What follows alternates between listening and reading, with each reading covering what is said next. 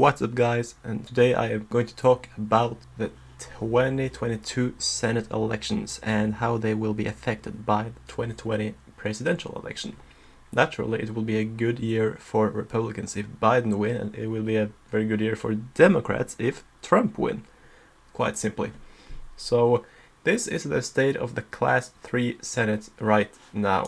So in 2016, Illinois and New Hampshire both flipped to the Democrats, and it put them much closer to the majority. They still had a long way to go. The Republicans still had 52 seats, but even though the Democrats picked up, the Republicans are still sort of overextended in Senate Class 3.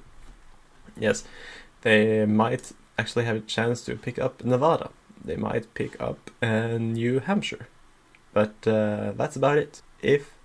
At least if Trump is president. If Biden is president, then the map will look more favorable, and some other states might actually come into play. I mean, before 2004, the Republicans held the Colorado seat. So let's now start. If Trump wins re-election, how will this all look like? First of all, the West Coast will still be safe. Nevada, Catherine Cortez Masto will be looking for her second term, and she is not someone who's been around for a long time, but the Republicans will definitely not have the advantage. The Democrat will start with the advantage, and it will be a lean Democratic seat.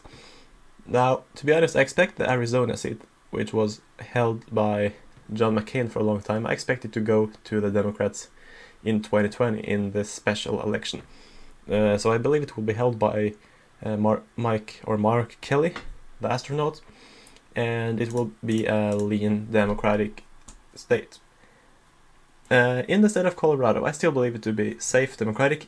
If Trump wins re-election, there is just no way that the Republicans are going to spend any money in Colorado.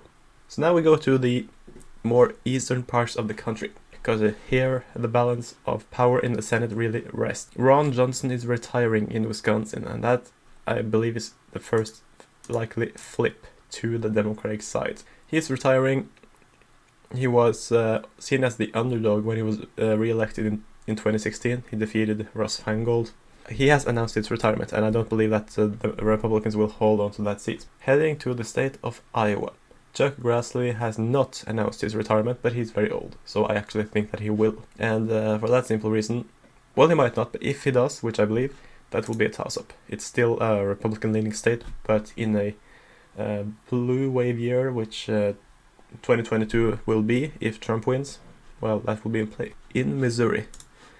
Missouri is a much redder state than, for example, Iowa or Illinois. But Missouri has also the task to re-elect Republican Senator Roy Blunt, and he is an establishment Republican in a state where anti-establishment Trumpism Republicanism is the thing. It's much more popular, and you can see that by Josh Hawley being elected by a bigger margin in a blue wave year than Roy Blunt had been in a presidential year. But I still think this will lean Republican. It is absolutely not a safe seat for the GOP.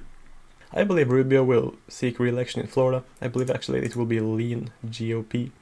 He is quite popular, especially in the Cuban community, the swing voters. Of course, he is Cuban himself, so that's a very big advantage.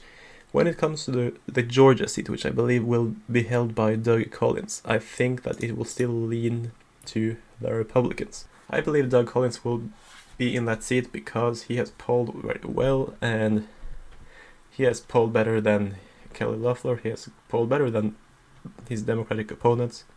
So I think that Doug Collins will be the next senator from Georgia and win the full term in his own right in a bit more than 2 years. North Carolina, I think, will be a toss-up because Richard Burr, not because he is under investigation, but because he is retiring. He was only going to be there for 3 terms, so that is it. Now, the state of Kentucky would Rand Paul at safe, as well as Alabama, where even if Richard Shelby retires, it will be safe. Indiana, that was a swing state back in 2016. It won't be this time. Even if there is another blue wave year, and the Democrats are on the offensive. I believe that Todd Young will win re-election. In Ohio, on the other hand, Rob Portman definitely goes into Ohio with the advantage, but in a blue wave year it will definitely be competitive. I mean, he won re-election big, but so did Mike DeWine in year 2000, and he still lost in 2006. So Ohio, while still leaning Republican, if things go bad, which of course it did under the Bush administration, Rob Portman might lose. However, if they go well, which is probably more likely, he'll win.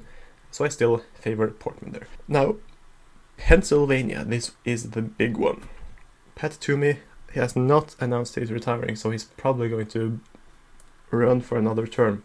Of course, Rick Santorum lost his bid for a third term in 2006 by a quite significant margin, and if Toomey wins, it will definitely be a blow to the Democrats' morale, but I think it's a toss-up.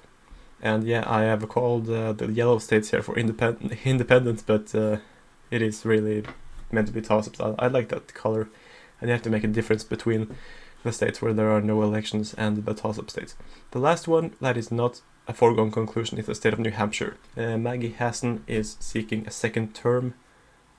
She is the former governor. She defeated Kelly Ayotte in 2016, and I personally believe that Maggie Hassan has the advantage, but she could face a real big challenge from Governor Sununu or Kelly Ayotte, you never know. So I put that as a lean Democratic seat, and in the end, the only real pickup I believe is going to happen is Wisconsin, because I believe Arizona will already be blue. Of course, the Democrats have a good shot at picking up seats other places as well, especially North Carolina, Iowa, and Pennsylvania. Anyway, that's it from me today. If you find this interesting and you are interested in stuff like this, please like this video. Please consider subscribing. It really helps. I'm really in the phase where I'm interested in growing my channel and cooking up some better content for you guys. Anyway, that's it from me today. See you soon.